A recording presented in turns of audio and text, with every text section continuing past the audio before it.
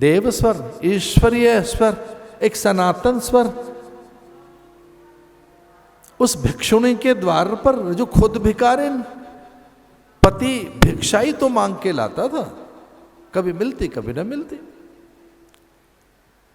लेकिन वह संतोष, धैर्य, गांभीर्य, सच्चरित्रता, संयम अंबर से भी कहीं अधिक, संतोष सागर से भी कहीं गहरा, ईश्वरीय विधान ब्रह्मा न माने उतनी मान्यता, ब्रह्मा की मान्यता को बौना कर दे। ईश्वर का विधान सर्वथा कल्याणकारी है। ये सुशीला का मन और सुदामा का। भवती भिक्षाम ददातु।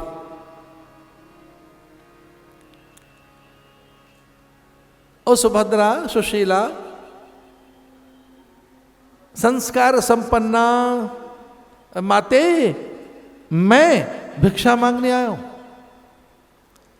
एक झोंपड़ी तनिक से पवन के प्रहार से जो एक नहीं अनेक बार उड़ गई थी। घर नहीं था, तिनकों का घर, वहां को पात्र नहीं, भांड नहीं। देहरी पर कृष्ण का स्वर, वो यति बनकर, सन्यासी बनकर द्वार पर पहुंचे। भगवान ने कहा कुछ चाहिए? भूखा हूं। बेचारी संकोच में, कुछ है ही नहीं तो दे क्या।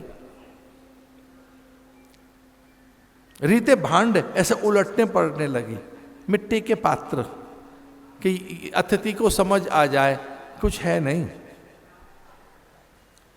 भगवान ने कहा इतना भी भूखा नहीं हूं, मैं जल पी सकता हूं। जल पात्र लेकर दौड़ी कि ये अच्छा होगा। जीवन में पहली बार तो कोई यति देखा। जल पात्र लेकर दौड़ी, उत्साह में ठोकर लगी। धूल धूसरित आंगन, रेत का आंगन, जल गिर गया हाथ से। पात्र ही टूटा हुआ था, पात्र को था ही नहीं घर में, एक टूटा हुआ ऐसा कुल्हड़ सा। भगवान ने कहा ना, वो तो मैं बस ऐसे आया था ये बताने के लिए कि आप एक सभ्य, शिष्ट, संस्कारवान ब्राह्मण की भारियां हैं, और मैं इधर से निकल रहा था तो मुझे लगा आपके यहां चले। आप कुछ दे नहीं पाई मुझे, इसकी चिंता न करना। आप फल नहीं दे सकी, अन्न नहीं दे सकी, जल नहीं पिला सकी, आप चिंता न करना। लेकिन हां, मैं रीते हाथ यहां से जाऊंगा नहीं, अन्यथा पुण्य क्षीण होंगे। रीते हाथ भिक्षुक जाना नहीं चाहिए। वो भयभीत थी, सचमुच हर्षित थी, ग्लानि भी थी कि एक सन्यासी पहली बार आए, कुछ दे नहीं पाए। भगवान ने उसका मन रखा और कहने लगे हाँ हाँ, एक चीज आप दे सकती हैं, और आपके पुण्य भी बचे रहेंगे और आपका मांगल्य भी होगा, और इसमें बड़ा कल्याण छुपा है आपका। एक वचन दे दो। उत्सुक होकर पूछने लगी भगवान से, जो सन्यासी बनकर खड़े थे द्वार पर, क्या वचन दूं स्वामी?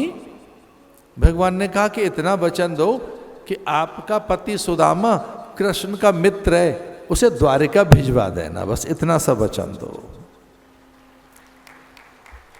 ना भेज देना उसको। हाँ, मैंने वचन दिया। यद्यपि हम उसकी रोज स्मृति में रहते हैं, यद्यपि पल पल उसके स्मरण में हम रहते हैं, तो फिर गया क्यों नहीं? आपका पति द्वारिका, बोले हमारे पति को देखकर कृष्ण रो पड़ेगा।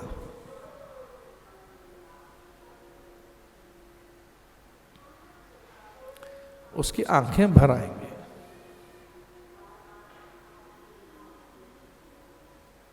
हो सकता है कि वो कुपित होकर कुबेर के कोष को खाली कर दे। हो सकता है कि पूरी विधि व्यवस्था वो बदल दे। हम उसके विधान में बाधा नहीं डालना चाहते, ना, वो परमात्मा है।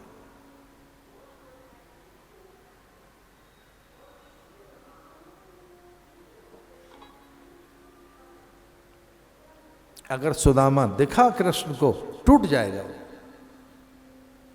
कृष्ण तो त्रिभंगी है, हमारा ईश्वर तो 3 जगह से टेढ़ा है। जब बांसुरी बजाता है, सुदामा को देखकर पूरा ही टूट जाएगा, इसलिए नहीं भेजती मैं। और भक्ति यही की है कि उसे हमारी दरिद्रता न देखे, हमारे अभाव न देखे, क्योंकि अपनों को दरिद्रता नहीं बताई जाती, अपनों को दुख नहीं बताए जाते, अपनों को अभाव नहीं बताए जाते। कृष्ण को छोटा सा कर दिया ब्राह्मणी ने, इतना छोटा कर दिया। कृष्ण भागा वहां से ये सोचकर सुदामा आ गया तो पहचान लेगा। उसकी दृष्टि से बचना बहुत कठिन है, क्योंकि कुछ आगमन की एक आहट कृष्ण को सुनाई देने लगी। पदचार समझ गया कि वही है। इस घोर जंगल में नदी के किनारे एक झोंपड़ी, और वो जो आ रहा है वो सुदामा ही है। ईश्वर बच रहा है। भक्त के ज्ञान, वैराग्य, उसकी सामर्थ्य अथवा उसकी दृढ़ निष्ठा और समर्पण से इतना छोटा हो गया कृष्ण।